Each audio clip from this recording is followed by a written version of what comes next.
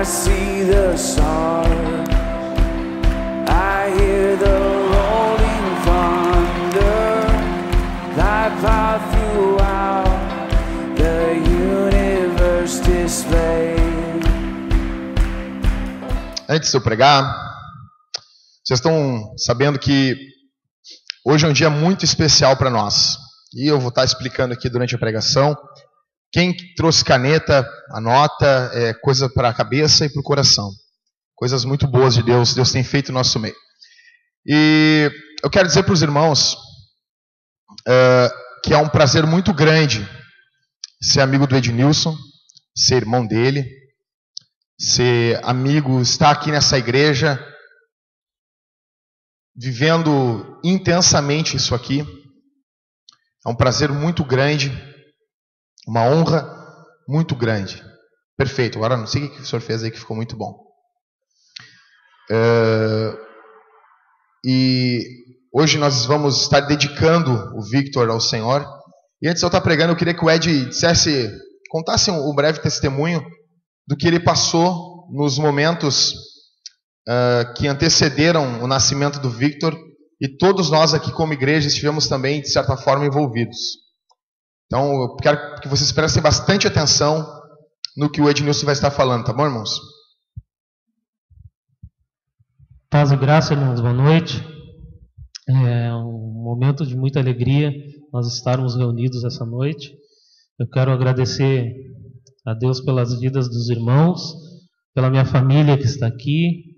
Deus abençoe a todos vocês, é um prazer muito grande vocês estarem reunidos com a gente nesse momento tão importante, né? Irmãos, o testemunho que eu tenho para dar é a respeito de como foi dado o nascimento do Victor, né? A minha esposa, Ana Paula, levanta a mão aí, amor, acho que todo mundo conhece, né?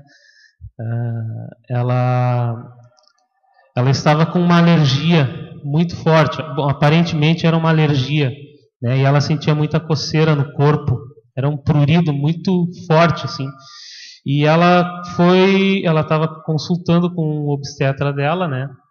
E ela citou para ele que sentia essa coceira no corpo, que era muito forte e que não conseguia dormir devido a essa coceira. E, bom, resumindo, o médico disse para ela: olha, Ana, eu não quero te humilhar, mas isso aí pode ser uma escabiose, né? Um nome científico para sarna, né?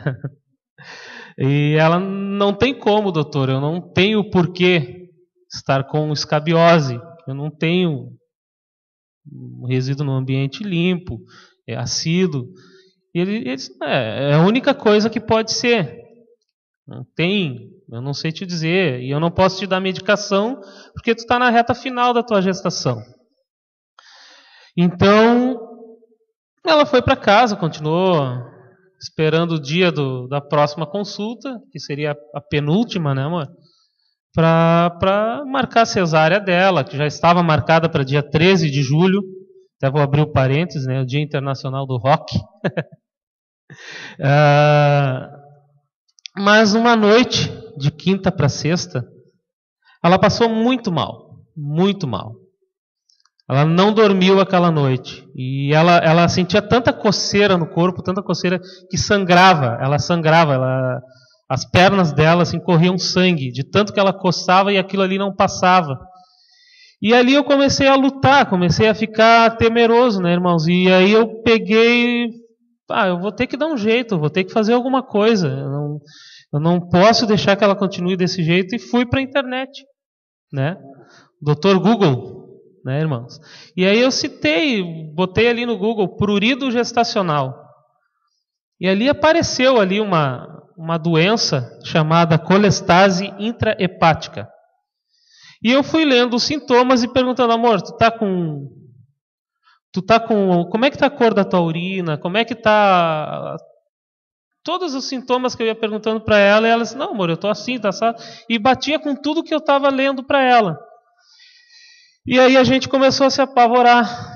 A gente começou a ficar apavorado. E aí ela foi ao médico, tinha que fazer uma série de exames. E aí ela pegou e ligou para o médico dela: olha, doutor, está acontecendo isso comigo. E o meu esposo procurou na internet e deu o nome dessa doença, colestase intrahepática.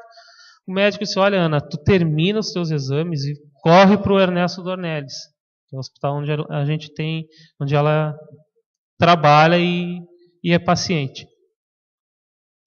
Que provavelmente nós vamos ter que interromper a tua gestação.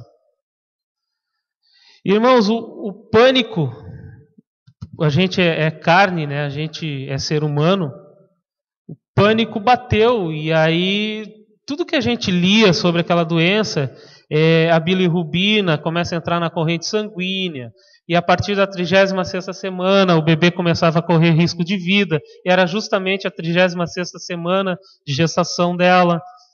E a gente começou a ficar temendo. A minha mãe foi para o hospital junto com a Paula, ficou com ela lá bastante tempo até eu chegar. E aí ela teve que fazer uma bateria de exames, resumindo. Quando eu cheguei para ficar com ela no hospital, eu falei com a enfermeira, e a enfermeira disse, olha, pai, nós não precisamos nos preocupar tanto com o bebê, nós temos que nos preocupar mais com a mãe. Os exames dela deram alterados, mas não foram alterados, foram muito alterados. E ela tem uma grande chance de desenvolver uma eclâmpsia. Acho que as irmãs que são mães sabem o que é uma eclâmpsia, né? É muito grave. E aí ela fez o MAP, que é vendo os batimentos do bebê antes de ir para o quarto, né? E aí o batimento do coraçãozinho do Victor começou a cair. Né?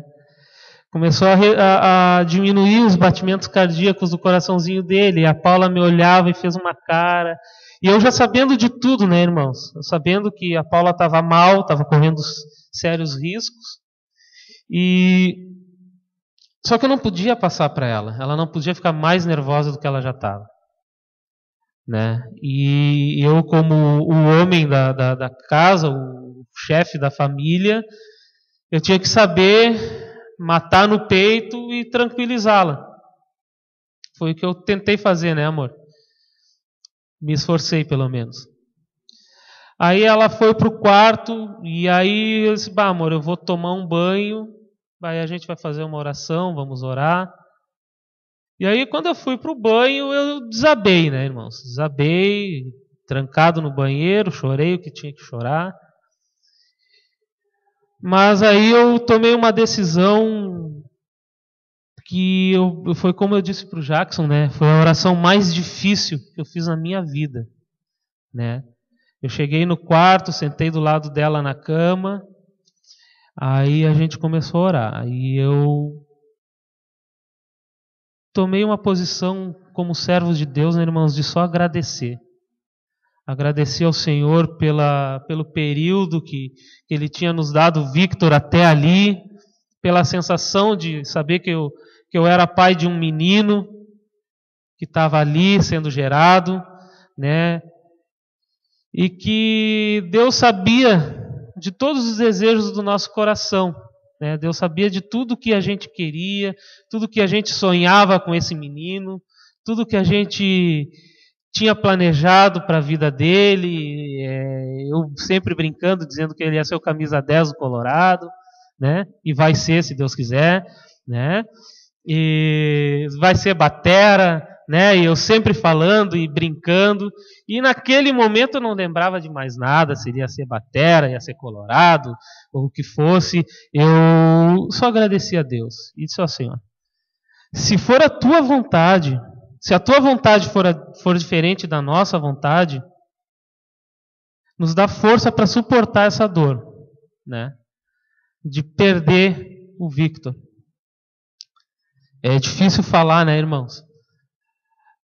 Mas nós não iríamos deixar de amar o Senhor por isso, né? Ia ser muito difícil para a gente, né? Mas nós estávamos, como todo momento, a partir do momento que nós soubemos que a Paula estava gestante, sabendo que a Paula estava tendo uma gestação de risco, né, nós já tínhamos colocado o Victor na mão do Senhor. Senhor, a gente não sabe se é menino, se é menina, mas a gente sabe que tem um coraçãozinho batendo no ventre dela. Né? Ele mediu 1,5 cm né? E a gente já vê aquele coraçãozinho a milhão, né? 140, 160 batimentos, aí daqui a pouco, um dia antes de nascer, 108, 110, e os médicos começando a achar problema e começando a ver problema, né? Tudo muito parecido com a gestação da Aline também, né? Mas aí chegou, irmãos, que no outro dia veio o médico dela, disse, olha, nós vamos fazer a tua cesariana, isso tu já sabe, já te falaram tudo, né? Assim. Mas graças a Deus, irmãos, nasceu aí o nosso pequeno, com 46 centímetros, 3 quilos 570 gramas, forte, saudável, né? A mãe e o pai não conseguem nem caminhar direito de tanta gripe que estão, ele não está nem aí, nem entupido está o narizinho dele, né? Está forte, firme, em momento algum ele não chegou nem a ir para o berçário, né? Porque eles já estavam tentando local uma UTI neonatal para ele ficar, ele não chegou nem a passar pelo berçário. Ficou todo momento com a gente no quarto, ficou todo momento com a gente lá, com a família. Então aí, ó, tá um guri super saudável, um guri lindo, modéstia à parte, tá? Uma bênção, só mama e dorme, né? E graças a Deus aí nós podemos dar esse testemunho, né? E saber assim quão grande é o amor do Senhor com as nossas vidas, né? E quão misericordioso Ele é conosco, né, irmãos? Eu agradeço a igreja que orou por nós, a minha família que está aqui, que nos ajudou em oração também. Agradeço a Deus pela nossa igreja, pelos nossos irmãos aqui. Nós somos uma grande família, né, Jackson? O Senhor nos uniu, nos deu um amor muito grande uns pelos outros aqui. E o que eu tinha para falar é isso aí, irmãos, né? Deixar esse testemunho de gratidão aí, essa palavra de gratidão ao nosso Senhor, né? E muito obrigado de novo, igreja. Obrigado, Deus. Obrigado, Senhor, por tudo. Deus abençoe a todos, irmãos.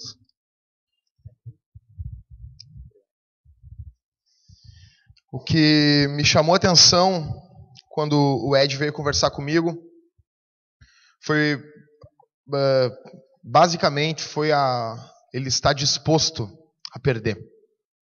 Isso é evangelho, isso é cristianismo. No mundo onde as pessoas mandam em Deus, determinam, onde as pessoas agem como Deus e Deus tem que ser como um servo, uma pessoa fazer uma oração dessa num momento de extrema confusão, de extrema tristeza, isso com certeza é uma obra do Espírito Santo. Pessoal, vamos lá. Eu estou muito alegre, eu fiquei preparando esse sermão hoje até as 4h38. Eu fui dormir 5 da manhã. Então assim, pessoal, vocês têm que prestar muita atenção, levar isso para casa, isso é para a vida o que eu vou estar pregando hoje aqui. Algumas coisas que já vão servir de norte aqui para a nossa igreja, tá bom? Então, outra coisa, nós vamos estar dedicando o Victor ao Senhor. Eu vou estar explicando o que nós vamos estar fazendo aqui hoje. O que é uma dedicação. Então, como nós estamos numa série sobre Jesus, faltam 4 pregações para acabar a série sobre Jesus. Só que nós achamos por bem, como é a primeira criança, isso não vai, é só dessa vez. Das demais vezes nós faremos uma cerimônia mais simples, mas como é a primeira criança, então nós vamos parar, abre uma lacuna, e eu vou estar falando sobre isso. Sobre Jesus e as crianças, sobre a dedicação do Victor ao Senhor, tá bom? Vamos fazer uma leitura bíblica de novo? Em Marcos capítulo 10, quem não tem é só ler ali. Marcos capítulo 10, versículo 13 ao versículo 16, diz assim: Então lhe trouxeram algumas crianças para que as tocasse, mas os discípulos os repreendiam. Jesus, porém, vendo isto, indignou-se e disse-lhes: Deixai vir a mim os pequeninos, não os embaraceis, porque dos tais é o reino de Deus. Em verdade vos digo, quem não receber o reino de Deus como uma criança, de maneira nenhuma entrará nele. Então, tomando-as nos braços e impondo-lhes as mãos, as abençoava. Que linda essa passagem. Quero dizer que eu estou muito feliz, eu quero deixar uma coisa clara aqui. Eu estou muito feliz de estar aqui com os irmãos, em estarmos vivendo o que estamos vivendo. Meu sonho, eu quero morrer aqui, eu quero fazer o casamento do Vitor, tá bom? Depois, vai ser antes do casamento da Aline, é lógico, né? Lógico, com certeza, ela vai casar 10 anos depois, né? Mas é uma alegria muito grande, tá? Então, vamos lá?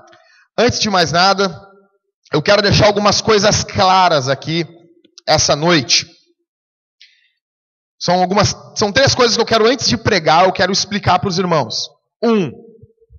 Não batizamos as crianças por vários motivos. Tem gente que pensa que é somente igreja católica que batiza a criança. Não. Existem várias igrejas evangélicas que batizam crianças. Eles não estão indo para o inferno por causa disso, tá?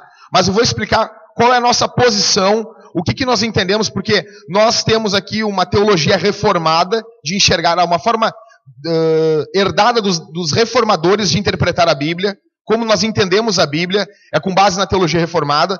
E a teologia reformada vai falar que devemos batizar as crianças. E por que aqui nós, quando há alguma dissonância entre a pregação do Evangelho, entre o Evangelho e qualquer linha teológica, nós ficamos com o Evangelho. Então, primeiro, não batizamos as crianças por vários motivos. Presta atenção, irmãos. Primeiro motivo por que nós não batizamos as crianças. Bem rápido. Eu quero deixar claro isso para os irmãos primeiro, antes de pregar. No precursor ao batismo cristão, João Batista exigia que as pessoas se arrependessem dos pecados antes de serem batizadas. João, antes de batizar alguém, ele falava: se arrependa dos seus pecados. Criança não tem como se arrepender, tá? Mateus capítulo 3, versículo do 2 ao 6, e Marcos capítulo 1, versículo 4, e Lucas capítulo 13, versículo 3. Segunda questão, segunda razão porque nós não batizamos crianças. Todos os batismos no Novo Testamento são precedidos de arrependimento do pecado e da fé em Jesus. Todas as pessoas que foram batizadas antes desse batismo têm um arrependimento antes.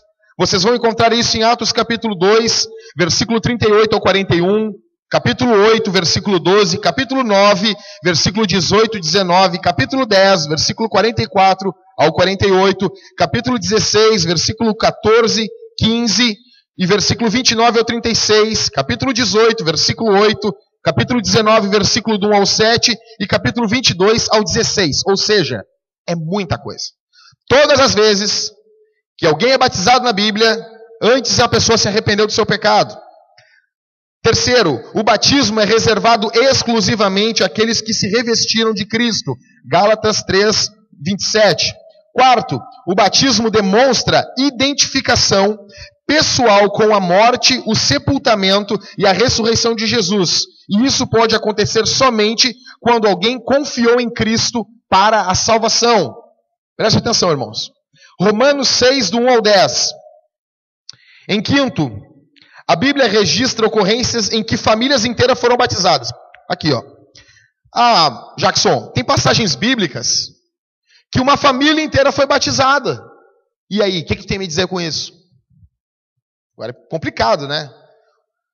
Atos capítulo 10, versículo 33, versículo 44 ao 48, Atos 11, 14, Atos 16, 15 ao 23, 1 Coríntios capítulo 1, versículo 16. Porém, nesses casos, a Bíblia também registra que cada membro dessas famílias creu em Jesus e foi salvo.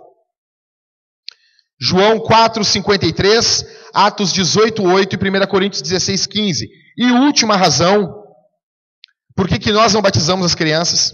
Jesus, assim como seus discípulos, seus apóstolos, ordenou que os discípulos fossem batizados como expressão de um discipulado. Mateus 28, 19 e Atos 2, 38. Jesus vai falar que o batismo, ele é uma expressão, após o batismo se começa um discipulado, ou em meio a um discipulado há um batismo, e criança, não existe como batizarmos uma criança de colo, se não tem como discipular ela ainda.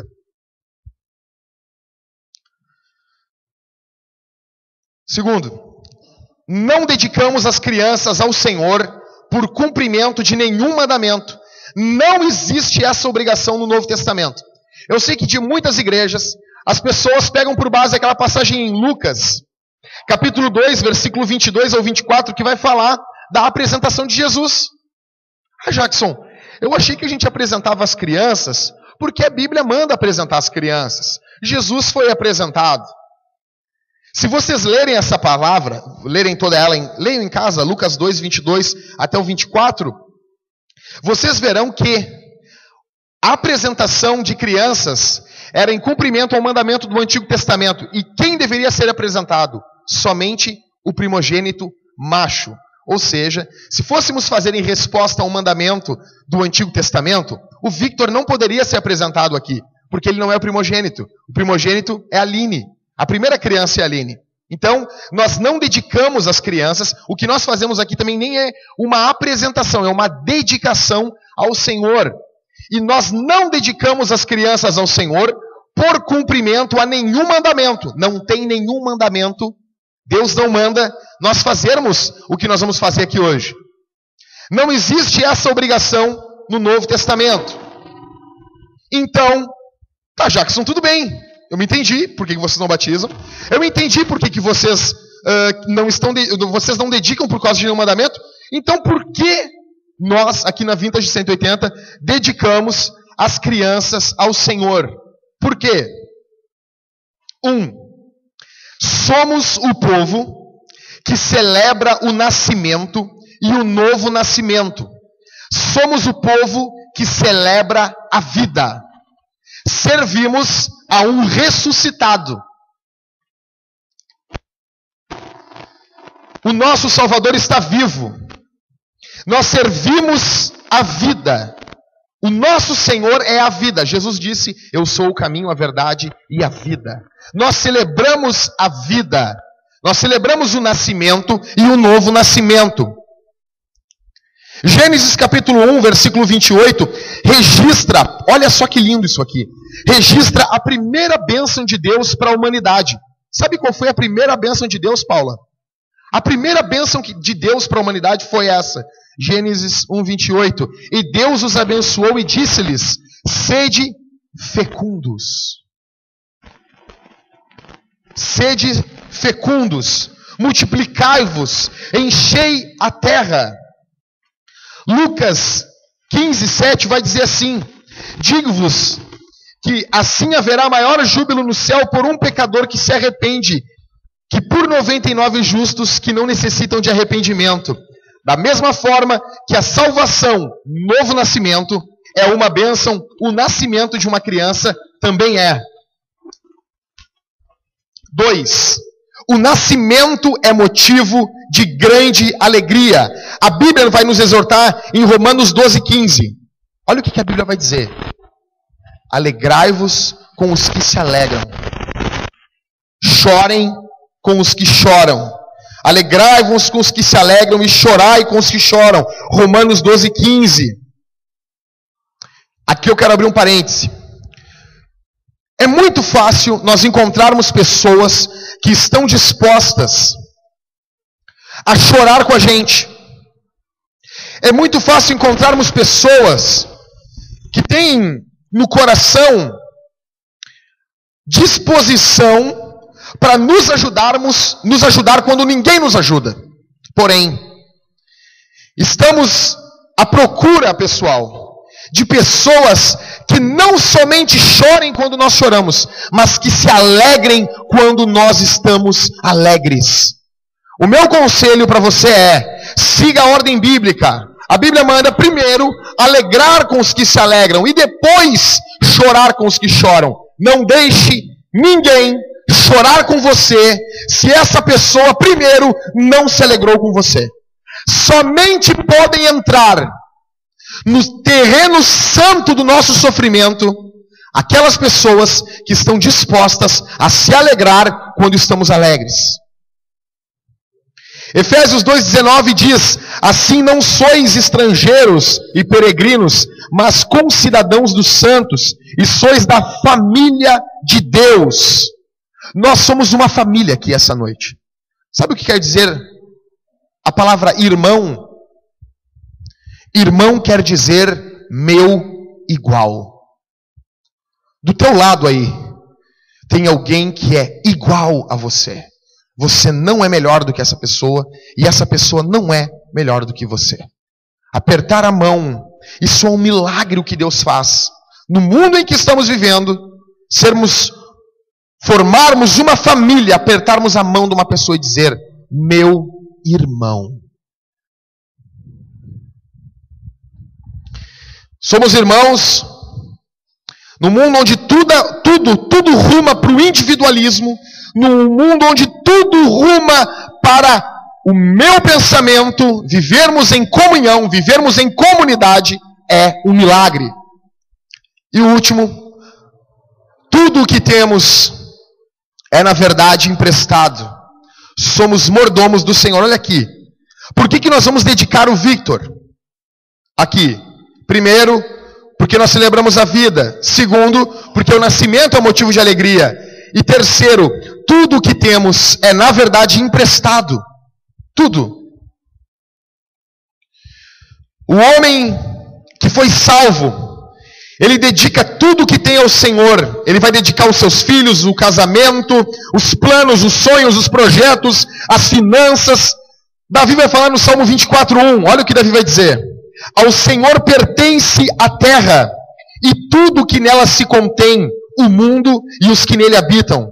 Pedro vai reforçar isso em 1 Pedro 4:10. Olha o que Pedro vai falar. E pega essa palavra, eu já vou começar a pregar aqui, mas dorme pensando nela. Pedro vai dizer: servi uns aos outros, cada um conforme o dom que recebeu, como bons dispenseiros da multiforme graça de Deus.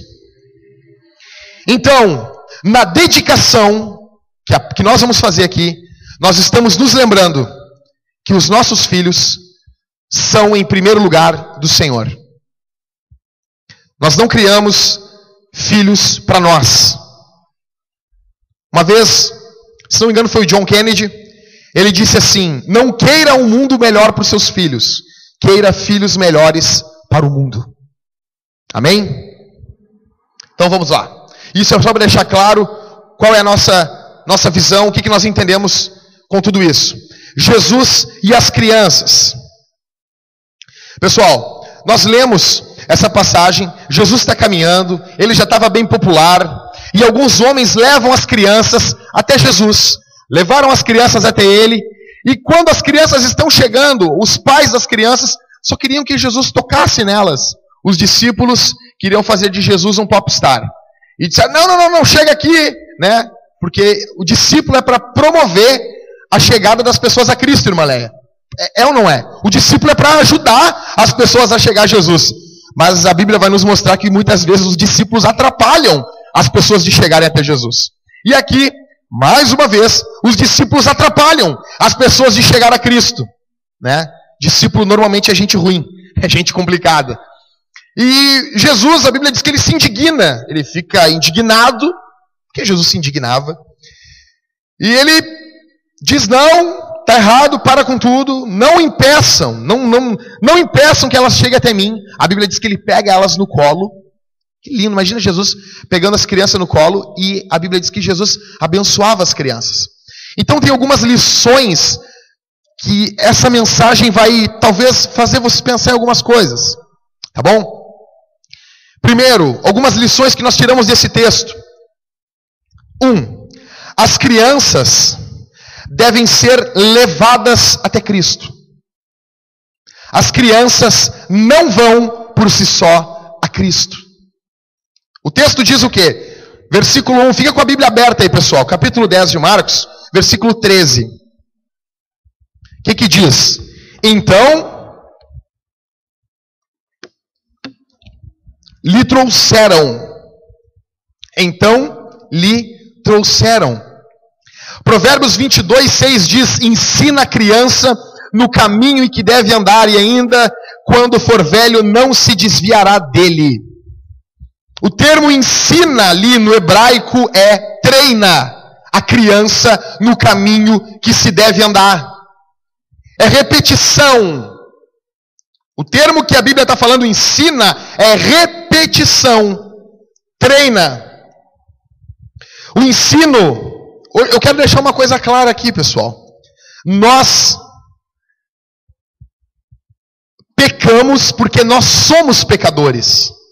Nós não somos pecadores porque pecamos. Nós nascemos pecadores. Essa história que você ouviu, que criança não tem pecado algum até os 7 anos. Isso não procede. Presta atenção aqui, irmãos. Essa história de que criança não tem pecado nenhum até os 7 anos, ela não tem atos pecaminosos. É lógico que criança, ela não teve nenhum ato pecaminoso. Porém, nós nascemos pecadores. Fique claro. Por isso que nós devemos conduzir as crianças até Cristo. As crianças devem ser levadas a Cristo. O problema é que hoje em dia, o ensino na cabeça de muitos pais é o ensino de apenas corrigir o que a criança já fez de errado. A Bíblia, ela está dando um conselho para ensinar a criança a fazer o certo. E não é para corrigir. Claro que o ensino vai passar pela correção. Claro que vai passar em alguns momentos. Mas o primordial é nós valorizarmos o que deve ser correto. Não é falarmos não, não, não, não. Ainda que vai ter momentos que tem que ser dizer não. Mas é dizer sim. Faça o que é correto. Mostrar o caminho correto à criança. É isso que o texto de Provérbios está dizendo.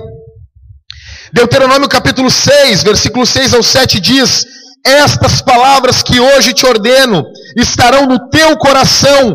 Tu inculcarás aos teus filhos. Olha aqui. Deus dizendo, tu vai inculcar essas palavras. Inculcar quer dizer impor. É mostrar a importância da palavra de Deus para as crianças. E o que o Deuteronômio vai dizer? Tu vai inculcar aos teus filhos, e delas falarás assentado em tua casa, andando pelo caminho, e ao deitar e ao levantar-se. Minha pergunta para você é: a vida na tua casa tem sido assim?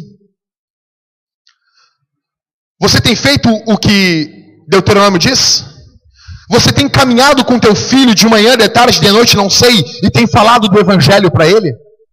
Sentado em casa, na sala, você abre a Bíblia de vez em quando e fala do evangelho para o teu filho? Por isso que estamos perdendo. A família hoje se dissolve no Brasil. Pessoal, nós temos a bússola. Nós temos a bússola. Vivemos em um mundo mergulhado em pornografia infantil, banalização dos valores morais. Tem uma onda agora no Brasil, que vem importada dos Estados Unidos, como muita porcaria vem importada dos Estados Unidos, que é o chamado sexting. Os adolescentes vão, têm relações sexuais, filmam, e depois, quando acaba o longo namoro de 2 meses, eles largam aquele vídeo na internet. Adolescentes estão entrando em depressão, algumas adolescentes já estão se suicidando por causa disso. Uma menina contou um testemunho chorando, que foi demitida, ninguém quer falar com ela, a família rejeitando. Porque vivemos em um meio, em um mundo, em um país, em uma época, em uma sociedade, onde a família está sendo banalizada.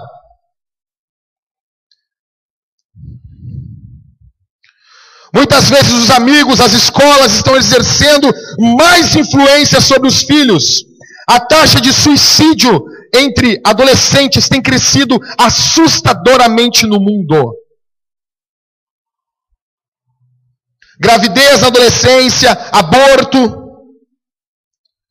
Eu quero dizer uma coisa: a tua vida tem que soar como muito maior exemplo aos teus filhos do que o traficante da esquina. A nossa vida tem que falar mais alto do que a pornografia desse mundo, do que a podridão das escolas. A sociedade brasileira está mergulhada num limbo. Mas a Bíblia diz que eles levaram as crianças até Cristo. Você tem levado os teus filhos a Jesus? Você leva eles até Cristo? A Bíblia está dizendo Então trouxeram algumas crianças. A Bíblia não diz que Jesus foi até as crianças. A Bíblia diz que os pais trazem as crianças até Jesus.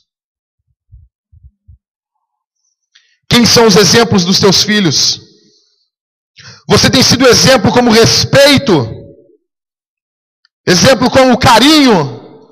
O teu filho quantas vezes já ouviu de você? Eu te amo. Não, mas ele sabe. Ele sabe. Você já disse para o teu filho? Eu te amo. Mas na igreja levantamos as mãos, cantamos aleluia, cantamos corinho, cantamos um monte de coisa. E não temos a autoridade de Deus de dizer para os nossos filhos, eu te amo. Senta aqui no colo. O pai te ama.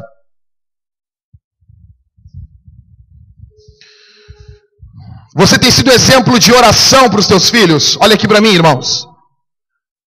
Lutero, quando ia orar, Lutero, quando fechava, se trancava no quarto para orar, a Catarina Vambora fazia assim para os filhos: shh, papai está falando com Deus. Os biógrafos, os escritores das biografias diziam que as crianças caminhavam na ponta dos pés, sabiam, o papai está orando por nós. Cresceram vendo seu pai orando.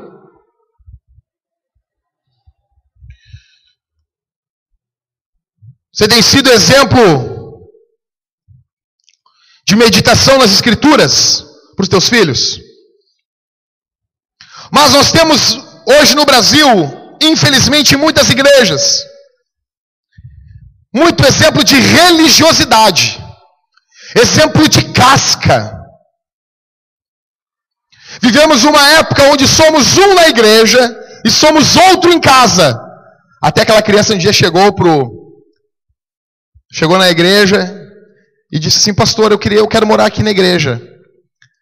Eu, pastor, por quê? Porque aqui o papai é tão bom. Aqui o papai é tão bom aqui na igreja. Que na igreja ele é tão querido. Em casa ele parece um demônio.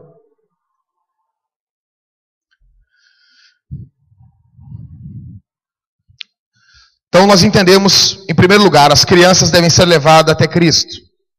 2, dobre sua atenção. Não devemos conduzir as crianças até Cristo somente no momento da necessidade. Olha o que o texto diz. Então, lhe trouxeram algumas crianças para quê? Versículo 13, vamos lá, fica com a Bíblia aberta. Então, lhe trouxeram algumas crianças para quê? Para que as tocasse. Outros trouxeram seus filhos para Cristo para serem curados quando estavam doentes. Mas essas crianças não estavam com nenhuma enfermidade. Devemos nos lembrar do Senhor também no dia da alegria. Nós vamos encontrar na Bíblia pais desesperados como Jairo. E é normal. E é normal isso. Os pais ficarem desesperados é normal. Mas nesse contexto, nesse texto aqui, eles estão levando as crianças para Jesus tocar nelas. Não é para curar. Elas não estavam doentes. Eles não estavam atrás de nenhuma cura. Eles não estavam atrás de nenhuma bênção sobrenatural. Eles queriam Jesus. Nós vivemos uma época em uma sociedade que enxerga Deus como um Papai Noel. Enxergamos Deus como aquele que nós vamos lá, apertamos o botão do refrigerante, colocamos o dinheirinho da oração ali dentro e a bênção vem caindo como uma latinha. Deus não é uma máquina. Deus não é uma máquina. Não devemos conduzir as crianças até Cristo somente no momento da necessidade. Minha pergunta para você aqui essa noite: você tem ido até Jesus com que intuito? Com qual intuito? Qual é o porquê que você ora? Qual é o porquê que você vai até Jesus? É somente para Ele resolver os seus problemas? Não, isso não é pecado, pessoal. Isso não é pecado. Isso é bom. Nós devemos nos lembrar do nosso Deus nos momentos difíceis. Isso é lógico. Mas minha pergunta é: Você tem ido até Ele somente pelas mãos dEle? Somente pelo que Ele pode dar? Terceiro, não precisamos, olha aqui, irmãos, leia isso aqui. Não precisamos de nada a mais que um toque de Jesus. Versículo 13 ainda. Então lhe trouxeram algumas crianças para que as tocasse. Eu estou pregando para pessoas aqui essa noite que têm seus filhos desviados. Eles cresceram, se desviaram. Eu estou pregando para pessoas aqui que estão talvez me ouvindo com o coração apertado.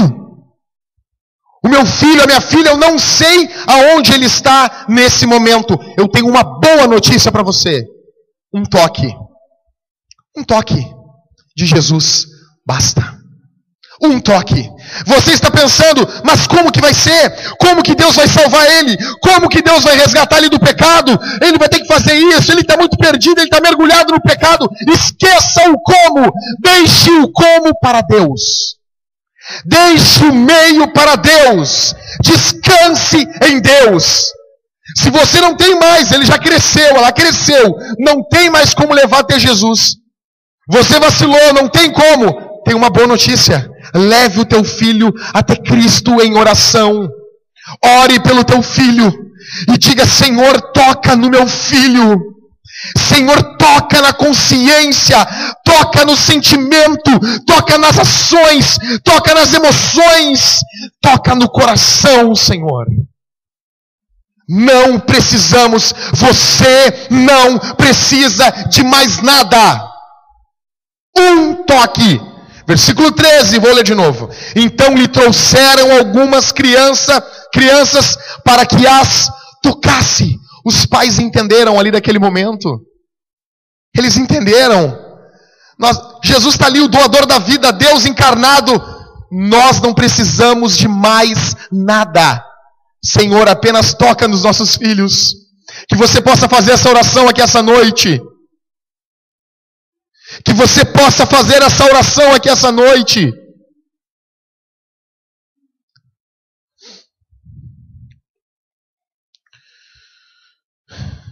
Creia. Quarto, sempre existirão barreiras para se conduzir crianças a Cristo. Você está pensando que é fácil? Você está pensando que é barbada? Olha o que diz o texto. Versículo 13. Mas os discípulos os repreendiam. Estavam querendo levar as crianças até Jesus. Estavam levando as crianças até Cristo. O que os discípulos faziam? Ei, sai daqui. Sai daqui, para. Para com isso, para com isso. Nesse caso aqui eram os próprios discípulos de Jesus. Isso nos mostra que muitos dos que deviam nos encorajar a cuidar dos nossos filhos, muitas vezes são os primeiros a nos censurar. Pessoal, te coloca, olha aqui para mim, irmãos, presta atenção aqui em mim. Te coloca no lugar desses pais aqui da Bíblia. Eles estão levando, irmã Leia, as crianças e pedindo um toque de Jesus. Um toque. E os discípulos, que eram homens encarregados de facilitar tudo, estão dificultando. Talvez eu estou pregando para pessoas que estão enfrentando barreiras, que estão enfrentando inimigos, que estão enfrentando barreiras espirituais também para conduzir os seus filhos a Cristo. Nós vimos nesse texto aqui que isso vai acontecer. Não pensa, meu irmão, que vai ser fácil. Não pensa que vai ser tranquilo. Não pensa que o caminho vai estar aberto. Fadas tocando trompetes em um chão todo de ouro, você caminhando, saindo pozinho dos teus pés, você sendo convidado, e Jesus lá no final, e tudo livre, você conduzindo teu filho até Jesus. Não. Vai ter os discípulos, vai ter as pessoas que vão atrapalhar no meio do caminho. Sempre existirão barreiras para conduzirmos as crianças até Cristo. Quinto, essa parte é linda, pessoal. Se eu pudesse destacar uma melhor parte da pregação, isso aqui é lindo. Jesus está sempre atento aos desprezados. Versículo 14. Jesus, porém, vendo isso, indignou-se. Olha aqui para mim e dorme pensando nisso. Jesus não olha como os discípulos olham. Jesus não tem olhar de discípulo. Discípulo puxa espada. Discípulo arranca orelha. Discípulo pede para cair fogo do céu quando as pessoas não ouvem a pregação. Discípulo muitas vezes não quer ir pregar. Profeta muitas vezes foge de pregar o evangelho. Só que Jesus não tem olhar de discípulo. Eu quero chamar a tua atenção para uma coisa aqui, pessoal. O teu Deus não está gritando regras de longe. Sônia, faz tal coisa. Márcio, não faz isso, eu vou mandar um raio na tua cabeça. Ed, faz assim assado. Não. Esse não é o nosso Deus. O nosso Deus não está gritando de longe. O nosso Deus se fez carne. Se humilhou, pisou nessa terra por você e por mim. E nesse texto aqui você vai dobrar, triplica a tua atenção. Interessante que nesse contexto os desprezados não precisam clamar por justiça. Os pais estão levando as crianças até Jesus. Os discípulos estão enxotando. Eles não tiveram que fazer assim. Ô Jesus, dá um jeito no Pedro aqui, ó. Não está dando esse jeito. Ô Jesus, dá um jeito em João. Não. Eles estavam levando as crianças até Jesus. Robson, os discípulos estão enxotando eles estão indo embora, desenchavido. E o próprio Jesus foi até eles. Jesus está atento aos desprezados. Eu estou pregando aqui, pessoal, para pessoas que estão desprezadas. Quantas pessoas riem de ti? Teu filho? Tua filha? Tua filha? Teu irmão? Tua irmã? Vai ser crente? Nunca! Nunca! E às vezes você até balança. Poxa, será mesmo? Jesus está sempre atento aos desprezados. Deus, eu quero deixar isso bem claro. Deus está vendo o teu sofrimento. Deus é um Deus atuante na história. E no momento certo, Ele vai agir. Tenha fé em Cristo. Sexto, atrapalhar uma criança de chegar até Jesus é pecado. Versículo 14. Jesus, porém, vendo isso, indignou-se e disse-lhes, o que Jesus falou? Deixai vir a mim os pequeninos, não os embaraceis, isso quer dizer impeçais, porque dos tais é o reino de Deus. Minha pergunta é, quais são as tuas atitudes que estão impedindo que os teus filhos se convertam? Quais são as tuas atitudes que você... Não, Jackson, meu filho já é grande, já saiu de casa, beleza. Você que tem seu filho em casa ainda pequeno, que ainda responde às suas ordens, qual a imagem de Deus que você está passando para ele? Atrapalhar uma criança de chegar até Jesus é pecado. Estou terminando. Sétimo, Jesus mostra que no reino de Deus, os pequeninos é que são grandes. Versículo 15. Olha o que Jesus falou. Em verdade vos digo, quem não receber o reino de Deus como uma criança, de maneira nenhuma entrará nele. Eu vou ler de novo. Pessoal, preste atenção no texto bíblico. Em verdade vos digo, Quem não receber o reino de Deus como uma criança, de maneira nenhuma entrará nele. No mundo onde tudo apela para a grandeza, para vantagem a qualquer preço, no mundo malicioso onde nós vivemos, e tomado pelo pecado, essa declaração de Jesus é no mínimo desafiadora. Ela está totalmente em sintonia com o Sermão da Montanha, onde Jesus falou que os que choram são felizes, onde Jesus falou que os misericórdios vão ser elogiados, onde os mansos herdam a terra, onde somos exortados a dar, a orar pelos nossos inimigos, onde Jesus disse que olhar para uma mulher, só olhar, com um olhar impuro, só olhar com um olhar impuro para uma mulher é adultério. E a Bíblia diz que os adúlteros não vão entrar. Ponto. Ah, mas naquela hora, o fogo do inferno. Ponto. Jesus disse, se olhar para uma mulher com um olhar impuro, você já adulterou com ela. E os adúlteros, lá em Apocalipse 22, a Bíblia vai dizer que os adúlteros não herdarão o reino dos céus. Jesus disse, devemos nos tornar como uma criança. Isso está totalmente em sintonia com o Sermão da Montanha, onde virar a outra face parece besteira, parece fraqueza. Ah, mas eu tenho os meus calos. Você não é crente. Você não é de Deus. Ah, mas pisa no meu calo para ver. Você não pertence ao Evangelho.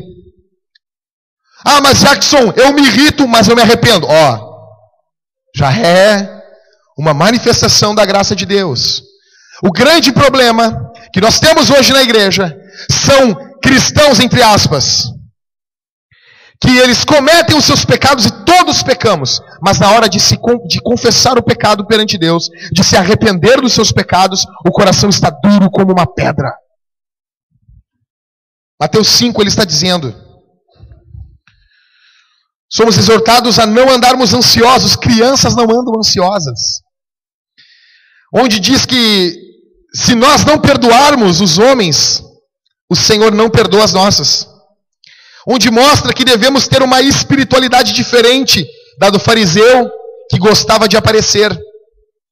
Essa passagem que nós lemos aqui em Marcos, em Lucas, ela está logo após a passagem do fariseu e publicano. Devemos dar a outra face. Tem um vídeo na internet aí, de um cantor muito imbecil. Desculpa o termo, mas não tem outro. Desculpa, eu tentei falar uma outra palavra, mas não tem. Ele é um cara que canta, agora ele diz que é pastor, e estava entrevistando ele. Meu sonho é encontrar esse cara e dar uma Bíblia para ele, porque ele não conhece a Bíblia. Entendeu? E agora ele cobra um cachê de apenas 80 mil reais para cantar em alguns eventos. Deram só 42 mil para ele. Faltava 23 mil e ele não subiu no palco, não cantou. E o povo gritando, fulano, mercenário, mercenário.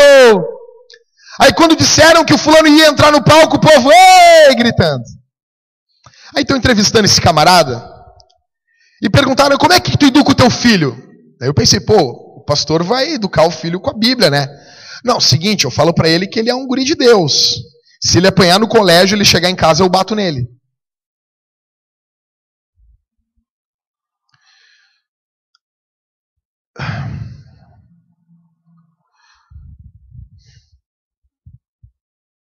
Bom, aí eu continuei ouvindo, ele disse, não, eu falei para ele, e eu não quero que ele seja baterista, porque o baterista fica no fundo, e ele tem que aparecer, ele tem que estar na frente.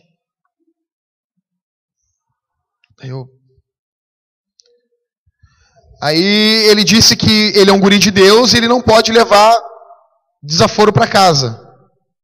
Sabe por quê, pessoal, que nós pensamos assim? Porque o nosso senso de mundo, ele está baseado por valores mundanos. Então é lógico, aquele que toma um tapa no rosto, ele é o idiota no mundo. Mas no Evangelho ele não é. Eu não estou dizendo. Eu deixo isso bem claro aqui. Maridos, a Bíblia manda vocês, se te bater no teu rosto, você virá. Mas a Bíblia, em hipótese alguma, permite que você deixe bater na tua mulher. Então, no meu carro, eu tenho um taco. Não, quer bater em mim, bate, cara. Quer bater em mim, não tem problema. Pode bater. Já dizia o poeta que um tapinha não dói, né? Foi muito ruim essa piada. Mas não tem problema. Mas a Bíblia diz que nós devemos amar a nossa esposa como Cristo ama a igreja. E Cristo defende a igreja. Você, se pegar e tirar uma onda com você... Ah, Jackson, discuti, fiquei irritado, dei uns tapas no cara. Tá, beleza, campeão. Tá arrependido? Tô. Quando nós perdemos a consciência do que é pecado. Jesus está falando em Mateus capítulo 5. Devemos dar a outra face. Esse é o nível daqueles que seguem a Jesus. Diferente desse pregador aí, desse cantor. As crianças são rendidas por natureza. As crianças não desconfiam de nada. Quando o Vitor crescer um pouquinho mais, bota ele na escada e abre os braços. Ele vai se jogar. Porque ele confia nos adultos. A criança, por natureza, ela está rendida. Isso é salvação. É olharmos para Deus e nos rendermos. Lutero dizia: ainda que eu encontrasse o Senhor Jesus com uma espada desembainhada vindo em minha direção, eu correria e abraçaria Ele, porque eu sei que Ele não quer o meu mal. Aleluia! Bendito seja o nome do Senhor. E último, todos os que vêm ao Senhor, Ele os salva. Todos os que estão aqui me ouvindo. Versículo 16 do capítulo 10 de Marcos. Então, tomando-as nos braços, impondo-lhes as mãos, as abençoava.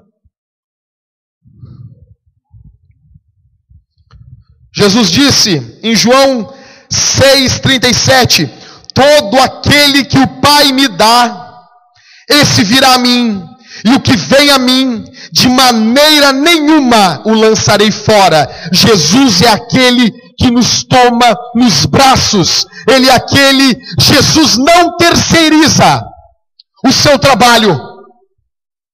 Jesus não está aqui essa noite olhando para a tua vida e mandando um anjo vir trazer a tua bênção, e mandando um serafim cuidar da tua vida. Jesus não está dizendo: Arcanjo Miguel, cuida da vida do Diego. Não. Ele não terceiriza o trabalho dele. Ele cuida dos seus. Eu preguei quinta-feira aqui. Ele é o bom pastor. Ele é meigo, ele é carinhoso, mas também é poderoso.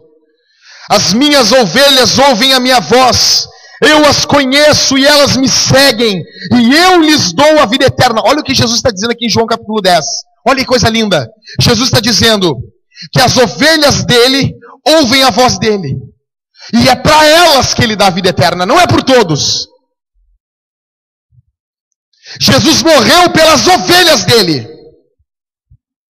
As minhas ovelhas ouvem a minha voz, eu as conheço e elas me seguem, eu lhes dou a vida eterna, jamais perecerão. Jesus disse que as ovelhas dele nunca vão perecer, ninguém as arrebata das minhas mãos. Bendito seja o nome do Senhor dos Exércitos. Meu convite para você é esse: venha Cristo pecador, encontrarás braços fortes para te guardar da calamidade. Se você já é cristão, traga os teus filhos a Cristo. Todos aqueles que vêm ao Senhor. Eu não sei como está a tua vida, eu não sei qual é os teus problemas dos pormenores, mas o grande problema da tua e da minha vida é o pecado. Então eu não posso dizer: eu não sei qual é o teu problema. Eu sei. O teu problema e o meu é o pecado. Jesus Cristo morreu na cruz para perdoar os teus pecados. E a alegria do homem começa na paz com Deus. E aqui, Jesus pegou as crianças. Pessoal, as mãos que fizeram o mundo, como diz Isaías 66. As mãos que formaram o homem do pó da terra. As mãos que moldaram tudo que existe. Naquele momento estavam segurando as crianças. O meu convite a você é: leve os teus filhos a Cristo. Conduza os teus filhos até Jesus. Nesse momento, nós vamos dedicar o Victor. Você tem como trazer chorando mesmo. Deixa berrar.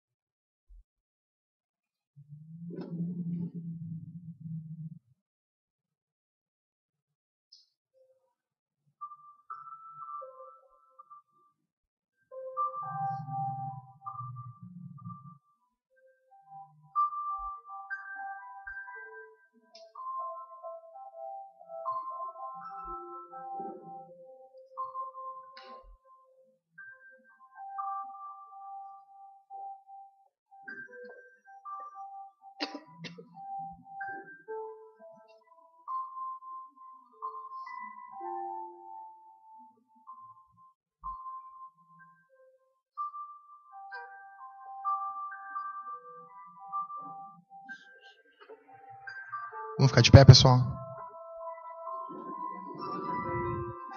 Os dindos, pode vir para frente. Oh.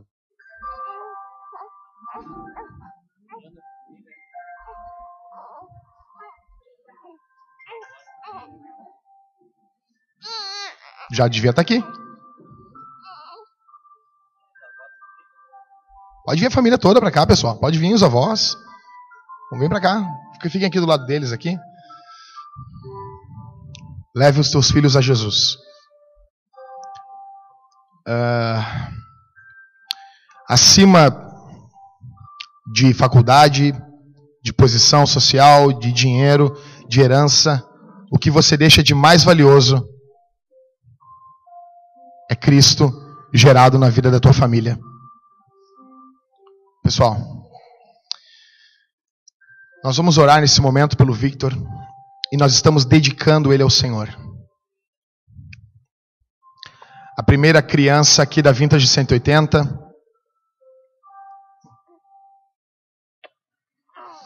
Uma alegria muito grande. Muito grande. Nós oramos muito por ele. Vamos orar, pessoal. Senhor Jesus, obrigado pela vida. Obrigado pelo Victor, Senhor. Obrigado pelo teu carinho. Obrigado pela tua compaixão e teu amor. Tens doado a vida a nós. Tem sido bom, Senhor. Tem sido amável. Obrigado, Senhor.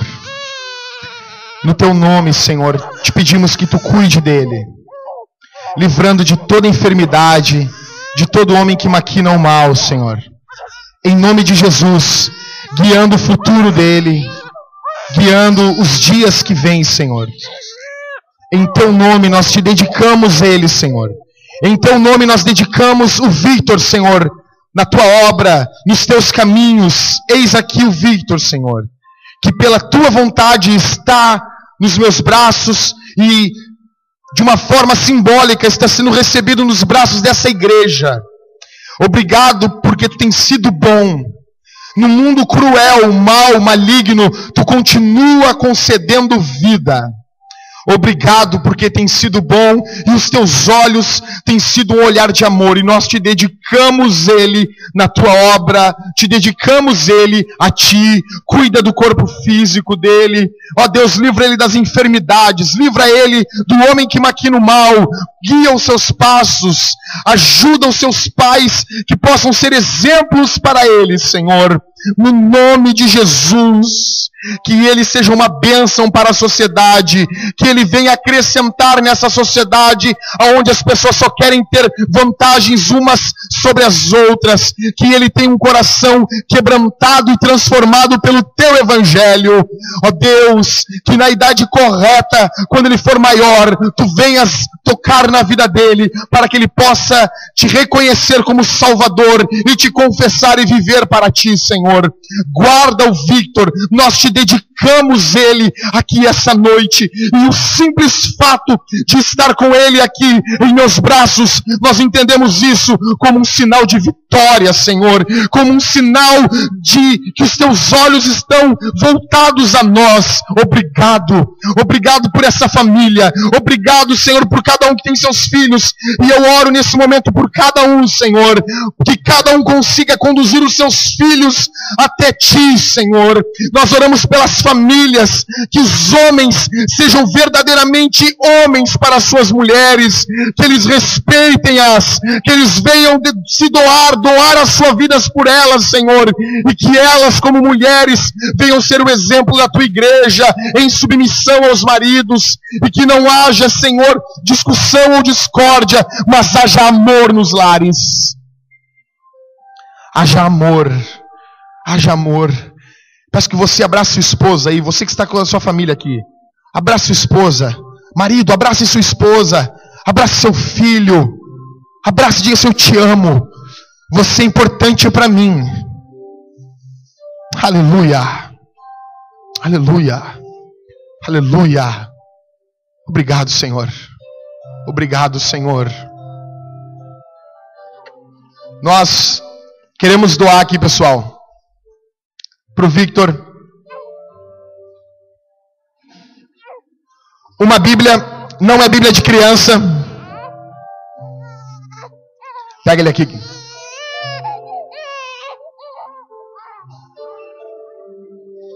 Nós não compramos uma Bíblia de criança para ele, porque Bíblia de criança as crianças não leem porque não sabem ler, e depois que ficam grandes elas não querem ler Bíblia de criança.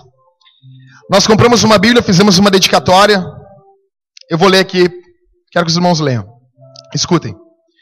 Victor Ezequiel, você é o primeiro bebê da nossa igreja.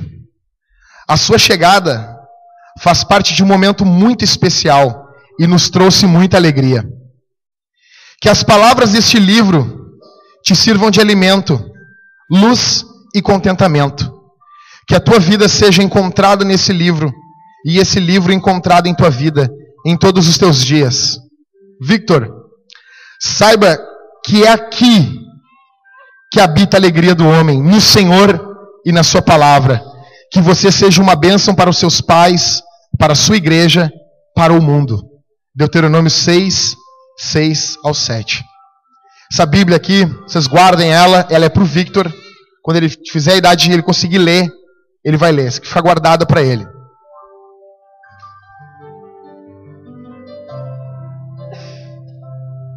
E aqui, o certificado que o Macuco fez.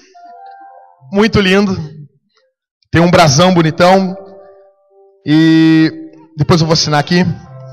Pessoal, isso aqui é para servir de memorial. É simples, mas é para servir de memorial. Nós precisamos nos focar na família. Nós precisamos focar o nosso âmbito na família.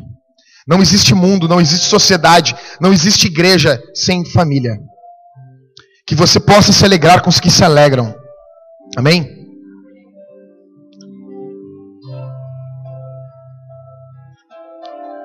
Vamos orar mais uma vez? Levante suas mãos para cá, pessoal.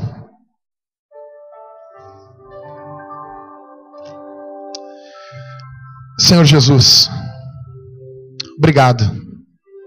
Obrigado porque tem sido bom, tem sido amável, tem sido carinhoso conosco. Obrigado pela vida, pelo carinho, porque sem ti nada nós somos. Levanta aqui, Senhor, famílias fortes no nosso meio.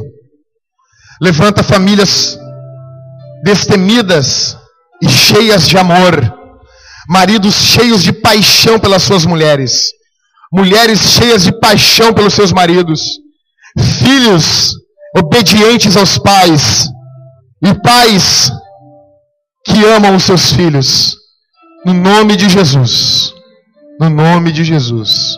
Aplauda o Senhor, igreja.